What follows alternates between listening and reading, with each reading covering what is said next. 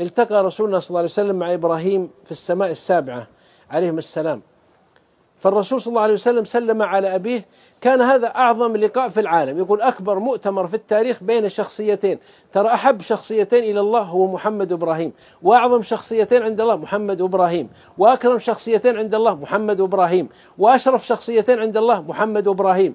واللقاء كان مقتضبا، كان قصيرا، ولذلك لا بد أن تكون القضية في قضية هائلة، قضية عظيمة وقضية كبيرة. تصوروا، أتظنهم سوف يناقشون مسألة سياسية؟ لا، المسألة أعظم. مسألة اقتصادية، مسألة أعظم. مسألة تربوية، المسألة أعظم.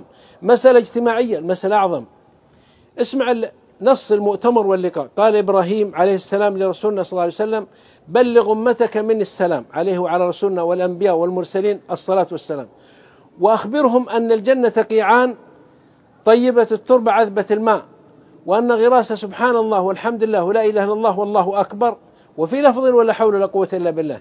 إذن 5 كلمات أشغلوا بها أوقاتكم: سبحان الله، الحمد لله، لا إله إلا الله، والله أكبر، ولا حول ولا قوة إلا بالله. كم نتحدث، كم نتكلم، كم نحكي، كم نسولف، كم عندنا من الهذيان في المجالس، كم عندنا من الثرثرة، كم عندنا من القيل والقال، كم نلغو ونغتاب ونتكلم كلاما غير مفيد.